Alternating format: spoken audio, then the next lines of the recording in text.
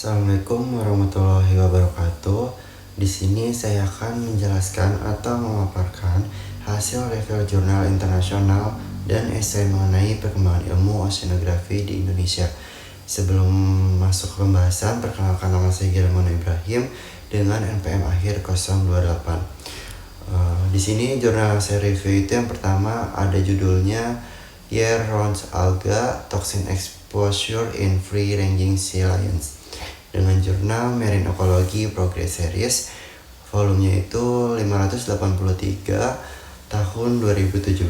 Penulisnya ditulis oleh Andrian M. Akmajian, Jonathan Scordion, Alejandro, dan Avesedo Guterres.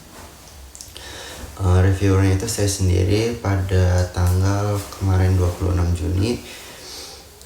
Jurnal ini meneliti paparan racun alga berbahaya atau domic exit dan saxitoksin pada 2 spesies anjing laut di pesisir barat Amerika Serikat. Selama 2 tahun, feses anjing laut dianalisis dan ditemukan bahwa racun hadir sepanjang tahun, termasuk musim dingin. Beberapa jenis ikan seperti walaye polok dan sarden diduga menjadi perantara racun. Studi ini menunjukkan bahwa anjing laut terus-menerus terpapar biotoksin melalui rantai makanan yang berpotensi membahayakan kesehatan mereka dalam jangka panjang, terutama pada spesies langka seperti Steller sea lion. Lanjut, yang kedua itu ada jurnal yang kedua saya itu berjudul The Role of Wine on the Simulate Dispersal and Recruitment of Commercially Important Hawaii Bottom Fish dengan jurnal Fisheries Oceanography dengan volume 34 dan di tahun 2025. Penulisnya itu ada beberapa penulis, salah satunya itu ada Justin J, Johanna, Gabriel, Donald, dan lain-lain. Reviewer juga saya sendiri tanggal 26 Juni 2025.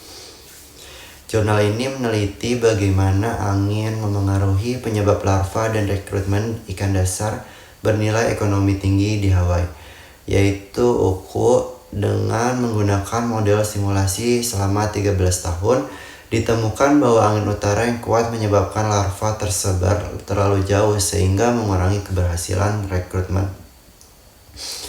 Studi ini menunjukkan pentingnya faktor atmosferik dalam dinamika populasi ikan dan mendukung perlunya memasukkan variabel angin dalam pengelolaan perikanan dan konversi laut. Meski kuat secara metodologi, penelitian ini belum memasuki faktor-faktor biologis penting seperti perilaku larva dan variasi lokasi pemijahan. Oke, next di review jurnal ketiga saya itu judulnya Endangered River Fish Factor Hindering Conservation and Restoration dengan jurnal Endangered Species Research dengan volume 17 tahun 2012. Penulisnya juga di sini ada beberapa penulis, yaitu Stephen, ada Craig, and Zeb Hogan. Jurnal ini mengulas 10 hambatan utama dalam konversial ikan sungai yang terancam punah, seperti kurangnya data biologi dasar, keterbatasan pemahaman terancam migrasi dan aliran sungai, serta lemahnya tata kelola lintas wilayah. Penulis menekankan perlunya pendekatan konservasi yang lebih holistik, lintas negara, serta memasukkan nilai ekonomis dan jenis ekosistem ikan sungai ke dalam kebijakan. Meski jurnal ini menyajikan tinjauan yang luas dan sistematis, masih terdapat beberapa kekurangan seperti minimnya data kuantitatif dan contoh solusi praktis untuk pengelolaan di lapangan. Baik, di sini ada review jurnal keempat saya, yaitu ada judulnya Prediction of Sardine and Coffee Catfish Bay Double Boat Percents in the Northern Persian Gulf using machine learning model dengan jurnal Studies in Oceanography Elsevier, volume 4 tahun 2025. Penulisnya juga di sini ada beberapa penulis, dan jurnal ini membahas penelitian menggunakan data satelit, suhu laut, dan klorofil A, dan data tangkapan ikan untuk memprediksi jumlah tangkapan sarden dan teri di Teluk Persia bagian utara dengan bantuan model pembelajaran mesin seperti Random Forest, KNN, dan SVR. Ditemukan bahwa Random Forest paling akurat, dan hasil ini menunjukkan bahwa integrasi data oceanografi dan machine learning bisa membantu nelayan dan pengelolaan perikanan dalam merencanakan penangkapan secara lebih efisien. Namun, penelitian masih terbatas pada satu wilayah dan beberapa pertimbangan faktor. Dan di sini review jurnal terakhir saya itu ada Ocean Current Effect Spatial Patterns Office Community in the Yellow Sea Bohai Sea Cotton dengan jurnal Ecological Process Springer dengan volume 14 pada tahun 2025. Penulisnya di sini pun ada beberapa penulis, dan isi dari jurnal ini tentang penelitian mengkaji pengaruh arus laut terhadap distribusi spesial komunitas ikan di wilayah ekotos laut Kuning Laut Bohai di Tiongkok menggunakan data survei ikan menggunakan survei dan data ikan oceanografi analisis RDA, dan menunjukkan bahwa arus laut merupakan faktor dominan yang membentuk pola distribusi ikan dibanding dengan suhu atau kedalaman.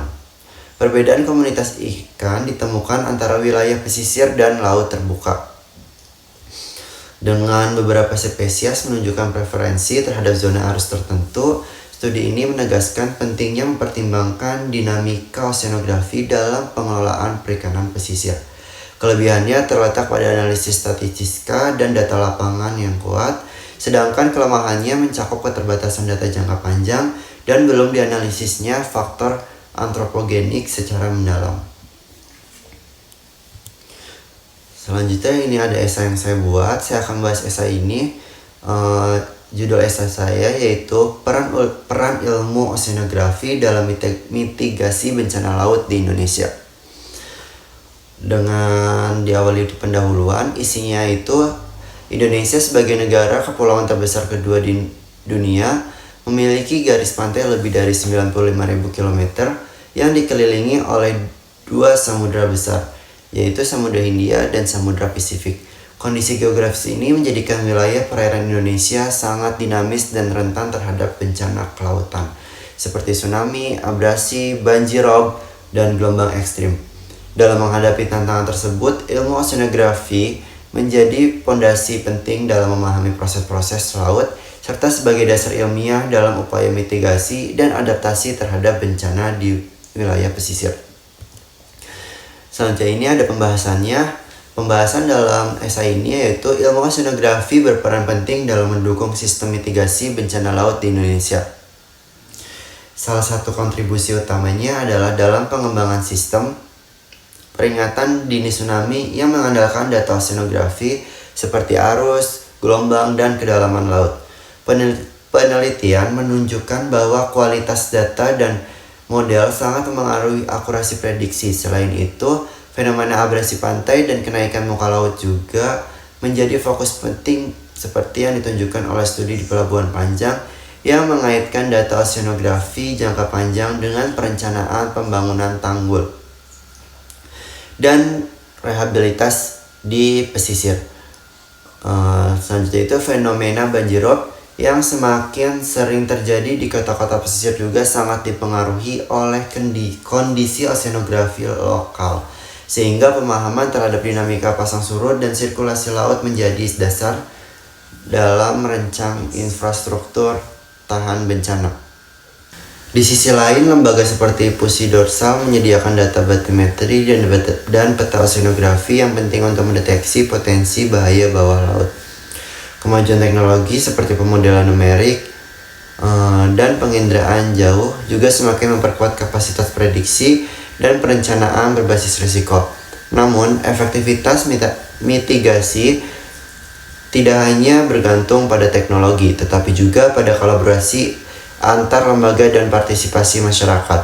Edukasi publik dan keterlibatan komunitas pesisir menjadi kunci dalam membangun ketangguhan bencana yang berkelanjutan. Di sini terakhir ada kesimpulan, ilmu oceanografi memegang peran sentral dalam upaya mitigasi bencana laut di Indonesia, mulai dari peringatan dini tsunami hingga adaptasi terhadap banjirop dan abrasi pantai. Integrasi antara teknologi, data ilmiah, dan kebijakan publik menjadi kunci dalam memperkuat ketangguhan wilayah pesisir. Diperlukan peningkatan kapasitas sumber daya manusia, dukungan kebijakan, serta sinergi antara lembaga untuk memanfaatkan potensi oceanografi secara maksimal. Dengan langkah tersebut, Indonesia dapat membangun sistem mitigasi bencana laut yang tangguh dan berkelanjutan. Mungkin segitu saja presentasi dari saya, kurang lebihnya mohon maaf. Wassalamualaikum warahmatullahi wabarakatuh.